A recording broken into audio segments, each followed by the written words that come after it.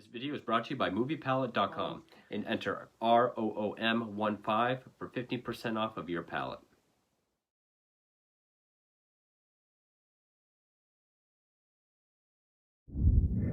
Hey horror fans, I'm the Blood Guy. Welcome back to another documentary based on a real-life serial killer. And this is probably going to be a long video because this is not just a documentary. This is going to be on a whole documentary series consisting of 3 hour-long episodes. Probably my favorite documentary series out there, or at least I think it's one of the better made ones. There's 3 seasons or installments out so far. That is Netflix's Conversations with the Killer.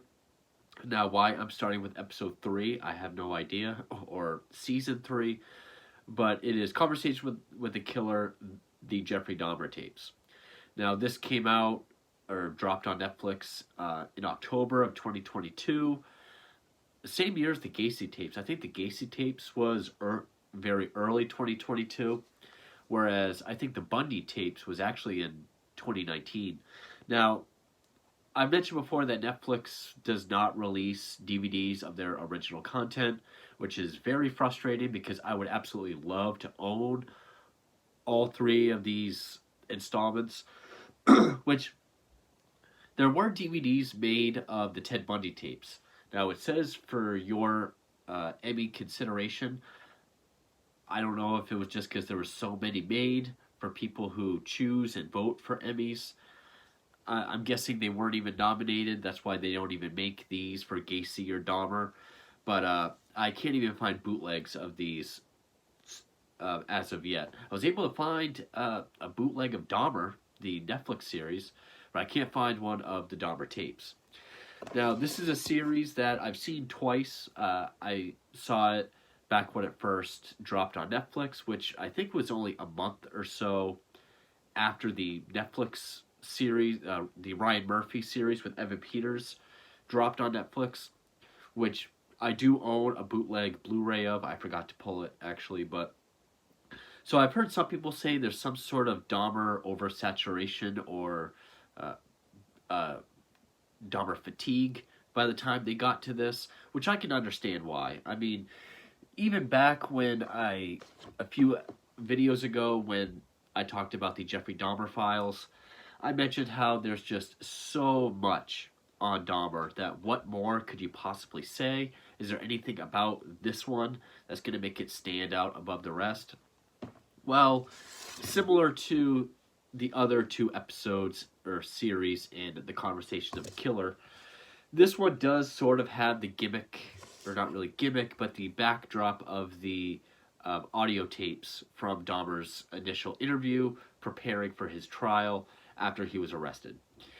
And that's basically the whole backdrop. I mean, it's very different. Like it's actually set up a lot like the Dahmer files, where, I mean, it goes more into his background, his history, childhood, grandma's house, the army, Ohio State, stuff like that, Ambrosia Chocolate Factory, living in Miami for a little bit. It goes into that very briefly, but it does jump back and forth between July 22nd, 1991, when he was arrested, what led up to that, the initial events of that, and then jumping back to, when he was 5 years old, when he was 6 years old, and certain events, and it always jumps back and forth between, the next step in, the arrest, the interviews, and the trial, sort of the present-day stuff, and jumping back to sort of whenever a new topic comes up in the Dahmer tapes, it'll jump back in time and we'll kind of get some context for that. So it's very different than your typical kind of documentary series where each episode is on a serial killer, like A&E, Biography, Born to Kill, Most Evil Serial Killers, Notorious Killers, etc., Mind of a Monster, where you kind of just start with his birth, work up chronologically, or even start with his final victim, how he got caught, then go back to his birth, work forward. Oddly enough, it actually kind of goes over the same events that's shown in the Ryan Murphy series, even some of the same victims, like of the 17 victims that he had, I'm pretty sure the Ryan Murphy series and this kind of go over the same victims, the same handful. Which, of course, I don't know if that's just because those are the ones that Dahmer talked about. Those are the ones that he specifically remembered. Because a lot of them he didn't. A lot of them he and Detective Pat Kennedy had to work together to identify a lot of them. It goes into Stephen Hicks, Stephen Tuomi.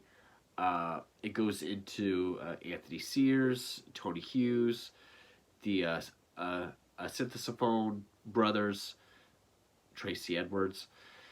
Now, one thing I notice a lot of people say is it doesn't really feel like a conversations with the killer piece. You do get a lot of audio from Dahmer. You do get a lot of audio, because that's another thing. It does say that all this audio has never been released to the public, ... until now. Which is probably true, but it doesn't feel like a conversation piece. Really, you just kind of get one, two, three sentences here and there, usually to set up, punctuate, sort of amplify, or whatever kind of point or topic that the documentary is covering. Then you'll kind of get a little piece from Dahmer at that point.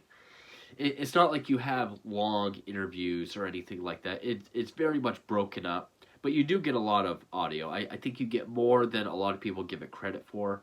But it doesn't feel like a conversation piece. I mean, it's sentences split up and broken up everywhere. I'm trying to remember which one had the most audio. Bundy talked a lot. I don't remember exactly how many hours he had. I know Gacy had 60 hours of interview tapes. Dahmer had 32 hours. So, I don't know, but this one also, it doesn't just delve into his crimes or sort of, try to get inside of his mind, both from his perspective, from the forensic psychiatrist perspectives. Actually, at one point, his Wendy Patricus, the lead defense attorney, which she's kind of the host of the whole thing. She's like the main interviewee of the entire piece. She was his defense attorney in his 92, his final trial. She even calls herself Clarice Starling because Silence of the Lambs had just come out. Major serial killer. This was her first job. So it's kind of, she's like the main interview person. But even at one point, she says how we're never going to understand Dahmer. We're never going to understand what made him tick, or why he did the things he did. Even he didn't understand. And I'm glad she said that, because it is true. I mean, even with stuff like that, or even with books like this, we're never going to understand the mind of Jeffrey Dahmer. And I know there's a lot of armchair psychologists that just watch documentaries, learn a few buzzwords, and then say they're experts. But no, we're never going to fully understand Dahmer. She does make it a point to say that. But you do get a lot of other interesting point of views. It does draw great attention to the racial and homophobic tension between the police and the communities in Milwaukee at that time. It does kind of try to fix the narrative a bit, from what the Ryan Murphy series did, really trying to make the cops, John Balserzak and Joseph Gabrish, seem very homophobic. There are some people arguing the points in this, saying how they're not homophobic. It was just a lapse in judgment. It was just a mistake. You get other people in this saying how it was a great travesty what they did. The relationship and the tension between the gay community and the police was not pleasant. But then it even has audio, like say, oh, my partner and I are going to go get D-Louse, and then laughing. So it does sound like some people are trying to defend the police work, maybe try to take the narrative back a little bit, but not too much. Someone does bring up a good point. It's actually a this black reporter who says, was Dahmer racist or homophobic? Who cares? He killed black men. He killed gay men. They lost their lives. Doesn't matter how or why. He still did it. Which it also gets into whether Dahmer was racist, which I've never believed. He always just went after who he was attracted to and whether the opportunity was there, if he was able to lure them. So it does dive in a little bit to if Dahmer's racist or not. No, he wasn't. But it goes into that. It does go into how, he kind of was this perfect predator in this time period because of the racial tensions, because of the, AIDS epidemic tensions and the tensions with the gay community and just everything else. And actually, not just AIDS, but at this period, a lot of people were dying of AIDS, not just being diagnosed, but dying. So young gay men just dying left and right did not raise a lot of questions to people. So Dahmer it was sort of this perfect storm of how he was able to operate at that time. It does go into that. You do get a lot of archive video footage as well, both, just from news anchors when the story broke out, also from the apartment building itself, Dahmer's trial, a lot of the families, speaking when they were allowed to, especially Rita Isbell, who was Errol Lindsay's sister, who blew up at Dahmer during his trial. But to me, the most interesting parts is because the thing about this is there a lot to learn from it? I mean, if you're someone like me and you've read a lot on Dahmer, or you've seen a lot from Dahmer. These are just the Dahmer ones, but every serial killer thing he's in. Someone who's seen a lot of Dahmer. Is there really a whole lot to learn from it? Not really, other than it goes into more of the community side of it. So to me, the stuff that was most interesting was the people who knew Dahmer. For example, we don't get interviews from Pamela Bass, his neighbor. We actually get her husband, I believe his name is Vernell Bass. I didn't know if Pamela passed away or not. I looked it up. Apparently she's still alive, but she was not in this documentary. Which kind of surprised me because she's been in a number of documentaries on him. She was in the Dahmer Files. She was in Dahmer on Dahmer. She was in, I believe it's called Invisible Monsters, the episode on him. So she's been in several, but instead we get her husband.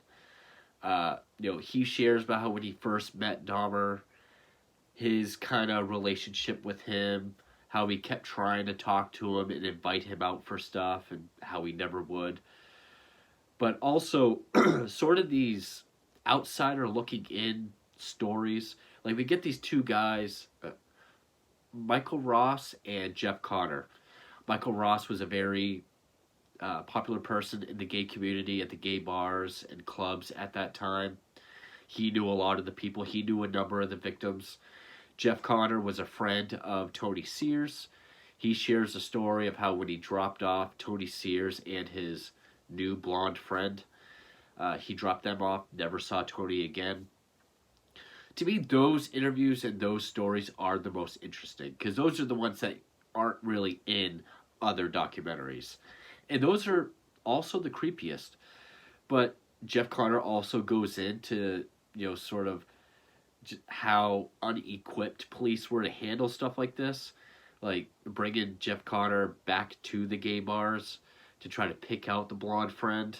But they were in uniform, and it made the bartenders and the patrons kind of look at Jeff Connor weird, kind of chastise him. Tony Sears' family looked at Connor weird, so how he just had to uproot his life and leave. So to me, those are the more interesting things, on top of just the scattered audio itself. I did notice a few of the people are kind of theatrical. Like there's this one guy Fleming, who when he's doing his interviews, he's kind of over the top. Vernell is a little bit over the top as well. But again, like the Dahmer files, you only get interviews from people who were involved, like people involved in his defense team, including Gerald Boyle, his defense in his 1988 sexual misconduct trial, uh, other members of law enforcement, certain reporters or journalists, part of the initial story. So again, only people that were really involved. Those are the ones that we get talking head interviews from, which I appreciate. A lot of times you get people that might have written a book on serial killers and then they're given their piece. I do like it more when it's just people involved.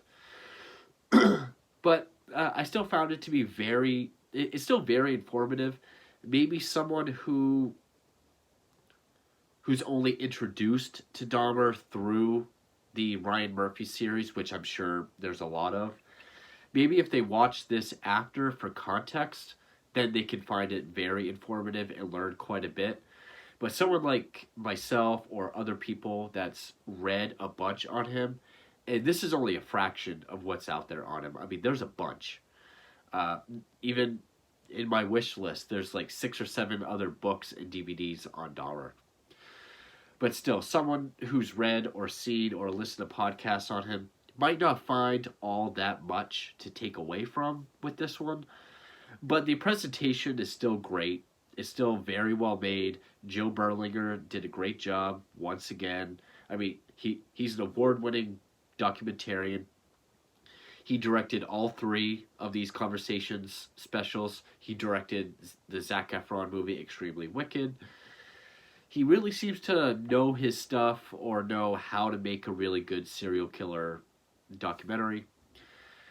It does kind of go overboard with the, which I mentioned it in the Dennis Nielsen documentary, which is not part of this series, even though it feels like it, about going inside the tape recorder, kind of seeing all the mechanisms. This does it quite a bit. It didn't really bother me, but it did do it quite a bit. So yeah, maybe someone who has never really watched or read anything on Jeffrey Dahmer, except for maybe the Evan Peters series, then yeah, there's a lot to take in. There's definitely a lot to learn from this. It's definitely well made. You know, I think it's not really the documentary's fault on if I've already seen a lot of stuff. So I don't fault the documentary for that.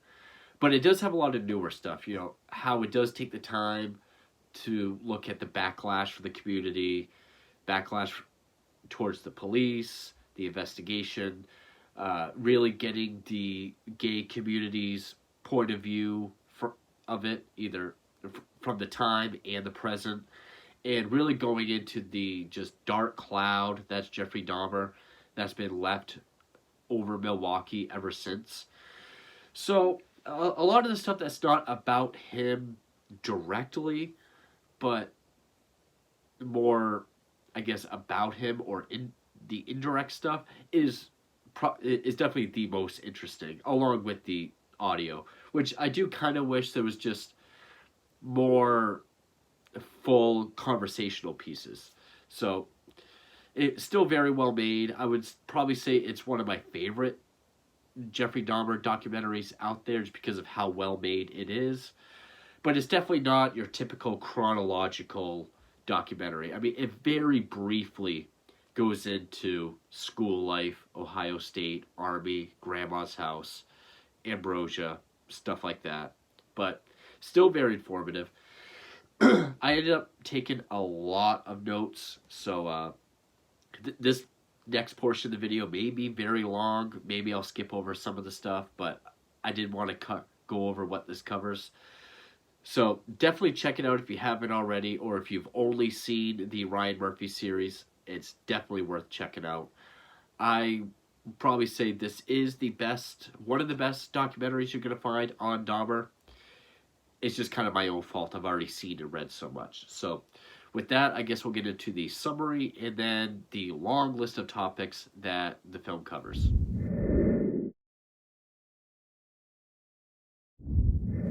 So as always, I'd give a brief summary on the killers that the film was based on. Jeffrey Dahmer, aka the Milwaukee Cannibal or the Milwaukee Monster, is one of America's most notorious and infamous serial killers ever.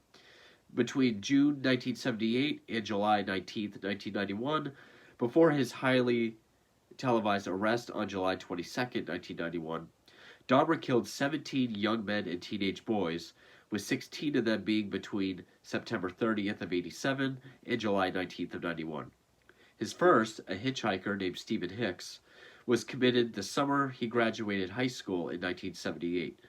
Dahmer was born May 21st, 1960 in Bath, Ohio, and after serving in the military from 1979 to 81, being deemed unsuitable for military due to his drinking, he lived with his grandmother in West Allis, Wisconsin, between December of 81 and May 14th, 1990, which is where 4 of his murders occurred. He then moved to the Oxford Apartments, room 213, and stayed there until his arrest, committing 12 more murders. As a young child, he would collect, dissect, and dissolve roadkill and animals he found, being shown how by his chemist father Lionel, which is an activity that would carry over to his crimes, where he would dismember, dissect, and attempt to dissolve and eventually cannibalize his victims. 5 skulls and 7 skeletons would be found in his apartment, along with other assorted body parts and organs. A lifelong loner and feeling conflicted in his homosexuality, he attempted to make living zombies by drilling into his victims' heads and pouring acid or hot water into their brains while they were still alive, to attempt to make them more submissive, though this never worked. He was also a lifelong alcoholic ever since high school, which led to issues in the military and several jobs afterwards, until the Ambrosia chocolate factory, which he was fired from in the weeks before his arrest. He was finally caught when his to-be 18th victim, Tracy Edwards, escaped from his apartment and flagged down police and brought them back to his apartment in the early hours of July 22nd, 1991. Prior to his second murder, which he always claimed not to remember due to blacking out, and was 9 years after his first, he was blacklisted from gay bars and bathhouses for drugging and assaulting men. He also had a history of sexual crimes involving indecent exposure throughout the 1980s. The negligence of the police involving the murder of 14-year-old Conrad Synthesiphone led to the outrage of homophobia and racism in the Milwaukee area after his arrest.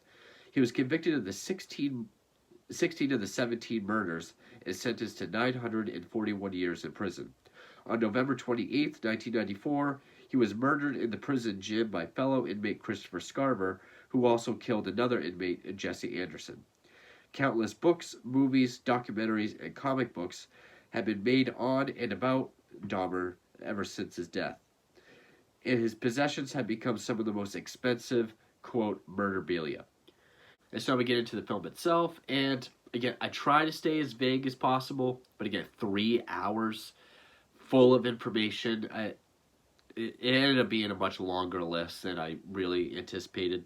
But episode 1 is called Sympathy for the Devil, and we're introduced to Wendy Patricus, who was his lead defense attorney during his 1992 trial. She talks about how she was assigned this case. It was her first case ever. She relates herself to Clarice Starling. And, you know, what it was like to become Jeffrey Dahmer's defender, and their first conversation. Then we get news and video footage of the apartment building, photos of the skulls, home videos of him as a child, again, all put to audio of Jeff speaking. Then we get the cool intro of being inside the tape recorder and the tape having all the pictures of Jeff and all his victims. We're introduced to Jeff Fleming, who is a TV reporter.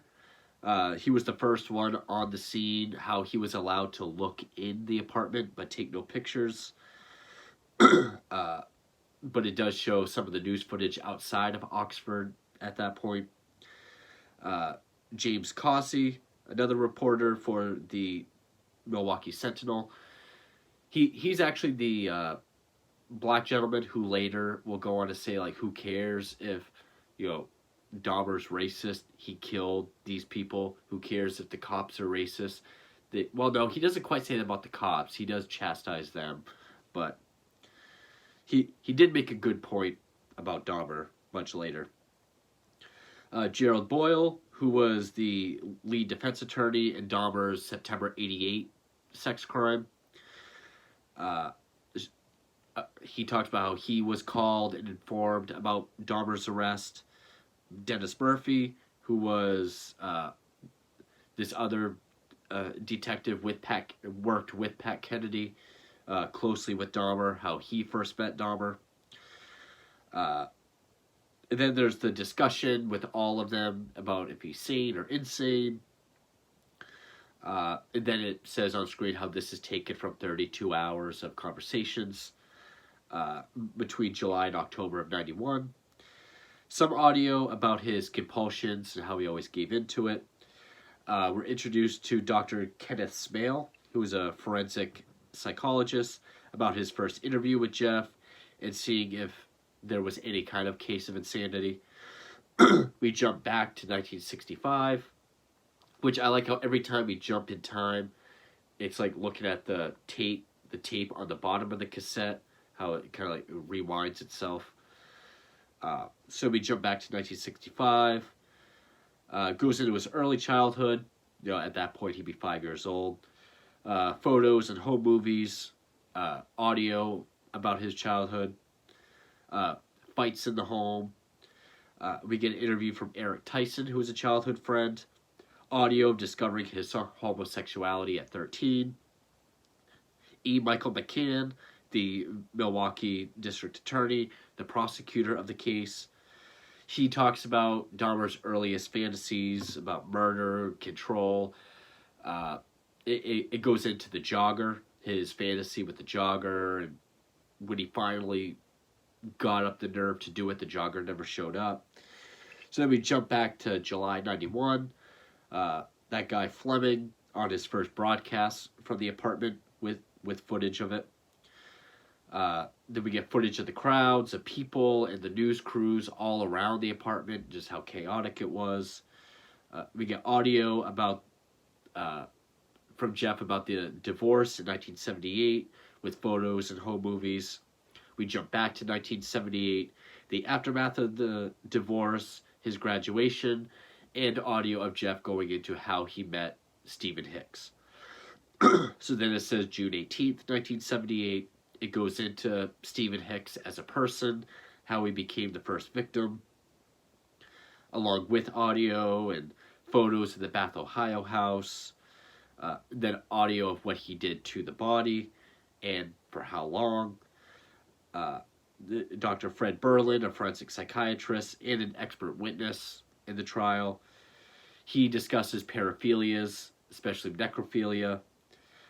It goes into how he got pulled over with the body parts in trash bags and how he was let go, or how they never checked the back seat.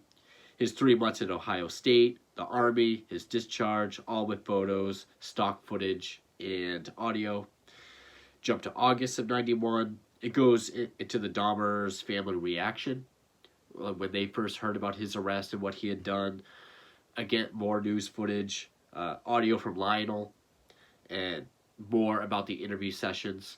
Every once in a while, Wendy will come back in and be like, oh, so the interview sessions continued more like this, even till eventually she says, sometimes I kind of felt like his brother. Jump back to 1981, how he moved in with Grandma in West Dallas near Milwaukee, with audio, goes into life with Grandma. Audio of how he stole the mannequin. Dr. Park Dietz, who was a forensic psychiatrist for the prosecution side, he goes into the psychology about like what the mannequin represented, why he stole it, going into the control and domination of having this mannequin. And some of the sexual aspects and triggers about living at Grandma's at that time, which leads into his job at the Ambrosia Chocolate Factory and discovering the gay bars with audio. Jeff describing all that. We get introduced to Michael Ross, who was a friend of several of the victims. He talks about how people in the community uh, remembered his after. Don't know what I mean by that. Anyway, he talks about life in the community in early 80s Milwaukee, how everyone knew each other, everyone got along. Uh, Michael Tkach, the curator for Wisconsin LGBT History Project, he talked about how Dahmer was able to thrive as a predator in that area at that time. And then him and Michael Ross go over what bathhouses are with audio from Jeff, how we used halcyon to drug men there and why, how we got caught, banned, and very little police activity. How the police just said, well, ban him. There's nothing we can do. Jump to November 20th of 87, 9 years after his first murder. How he met Stephen Tuomi, his second victim. Took him to the Ambassador Motel. Again, with audio, him describing that. And again, like anything you've seen with Dahmer, he's very straightforward, nonchalant, very dry. At one point, someone even calls him a shell of a human being, which is very true. It's kind of conflicting because Dahmer does say that he felt great empathy, or he felt great guilt and remorse after a murder, but then when it came to luring and drugging and doing things to his victims, he felt no empathy. And I believe both. I believe he felt guilt afterwards, and I do believe that murder was not his number one goal. It was everything that came after it. The murder was just a way to get there. So I do believe that Jeff had all these conflictions, but he's just so, dry isn't even the word. He's very, or nonchalant, he's very straightforward with everything. With audio, goes into how he, then it goes into how he had to buy a suitcase, go back, get the body, and then dispose of it. So it discusses, well, was there intent? Did he really not intend to kill him, as he said? He brought him there, but wait, he had to buy the suitcase, so maybe he didn't intend on doing this. Was it the impulse or compulsion taking over? Jump back to 1991. News footage of history interviews on Stephen Tuomi, people that knew him, talking about him. Detective Kenneth Mueller about notifying the family and believing Dahmer had no memory of it. He believes Dahmer had no memory of it. And then audio of Jeff saying how that kicked everything into full swing. And so that's the end of episode 1. Episode 2 is called Can I Take a Picture? It recaps the death of Stephen Tuomi. Wendy does mention Exorcist 3 and Return of the Jedi, and him really relating to characters in that movie, or those movies. How he did buy the contacts of the Emperor in Return of the Jedi, and actually would wear those to the gay bars, kind of while he was just lurking. Jump back to July 22nd, 91, where it goes into when police came across Tracy Edwards, and they talked about Dahmer's luring techniques and how Tracy Edwards was lured, how when police first arrived to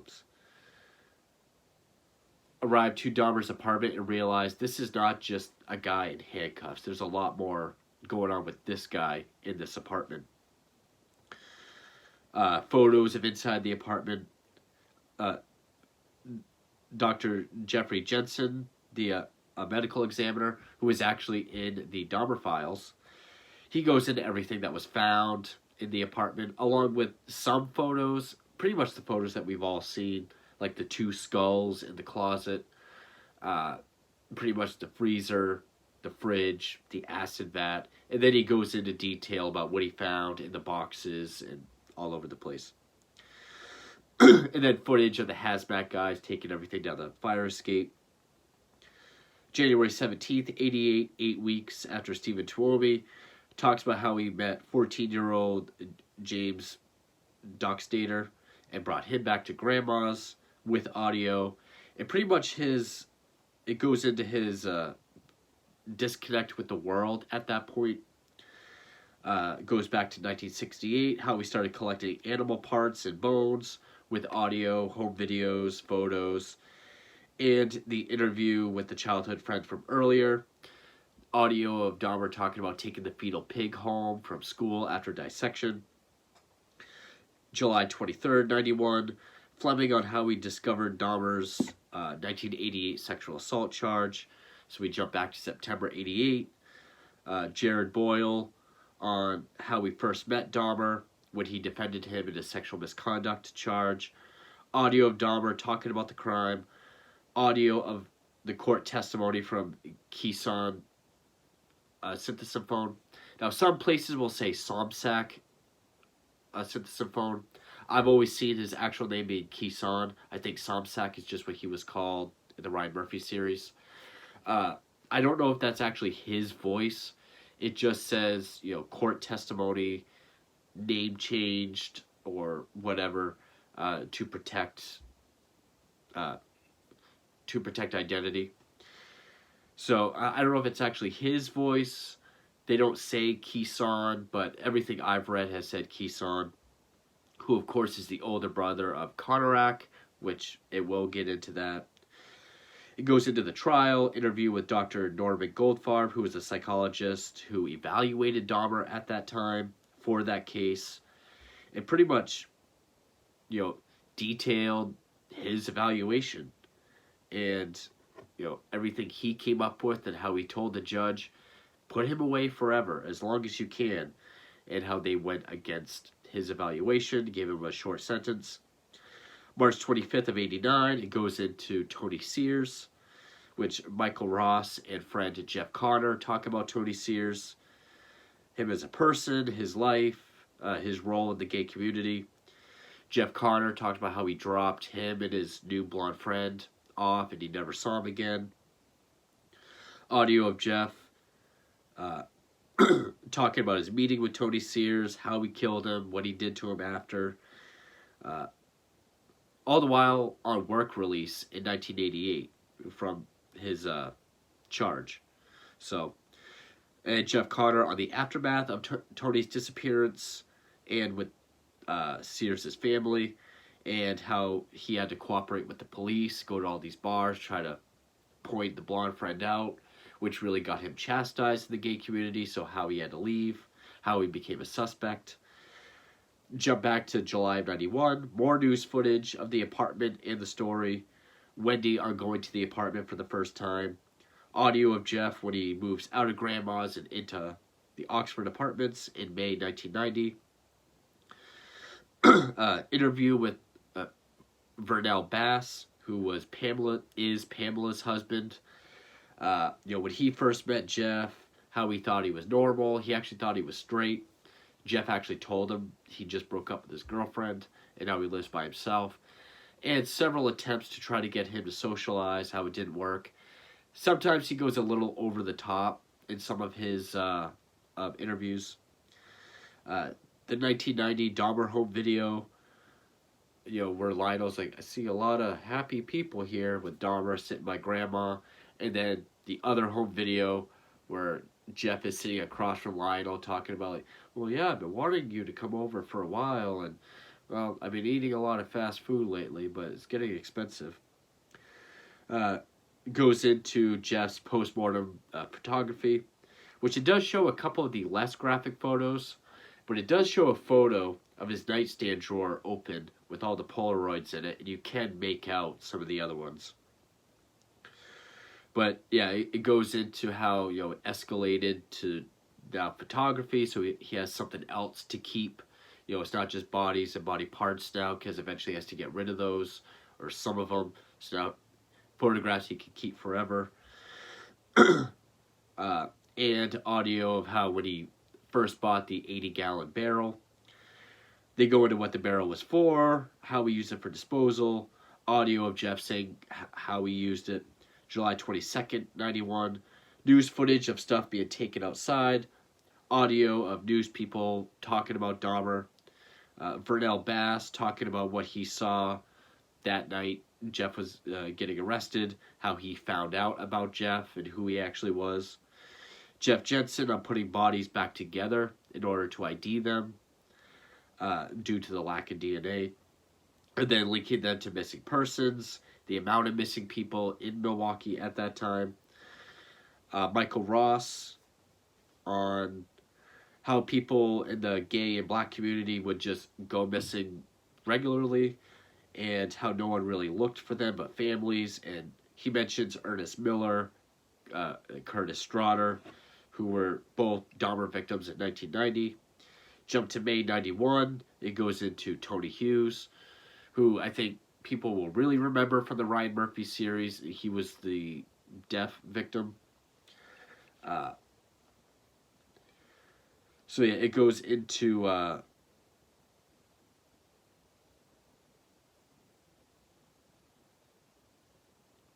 Tony Hughes, Michael Ross, and how he last saw Tony. Audio of Jeff about Tony Hughes, how he used the drill, and his zombie idea, which then the documentary shifts to that, his zombie experiments. We get a visual timeline of his victims, which is done like a cork board with photos and notes, which I do like the look of that. Goes into how police didn't look into missing gay and or black people, and footage of protest rallies and marches. So then we get episode 3, which is called Evil or Insane, which it starts right off with the audio call of Glenda Cleveland's niece, Nicole Childress, when she came across 14-year-old Conrad Synthesis phone, wandering almost naked in the street, bleeding. Talks about how Dahmer would troll through the Milwaukee Mall, take photos of people, try to lure them back, to pay them to model for him. Then it says May 26, 1991, 7 hours before the 911 call. How Dahmer saw and met Conrad Synthesis phone, lured him back, $50 for photos, drugged him. Audio of Jeff saying how he used the drill after drugging him. How Conrad escaped, was found. Police were called, given back to Jeff. It goes into that whole thing. May 27th, 1991, 2:31 a.m. Audio of the phone call to police from Glenda Cleveland herself on the follow-up of Conrad. And then pretty much just saying it's been taken care of. How Conrad was the brother of Keeson, whom Dahmer assaulted in 1988. And just the lack of police work on the whole situation. So it goes in depth with the Conrad incident and just the whole police fiasco surrounding that. July 91, public outrage over knowing Conrad was returned to him and Glenda's continuous phone calls. News footage and press conference footage. The firing, appeal, reinstating of John Balcerzak and Joseph Gabridge. The white community supporting the police. It shows footage of that. Some of the interviewees and law enforcement saying it was a mistake, but not out of, racist or homophobic intent.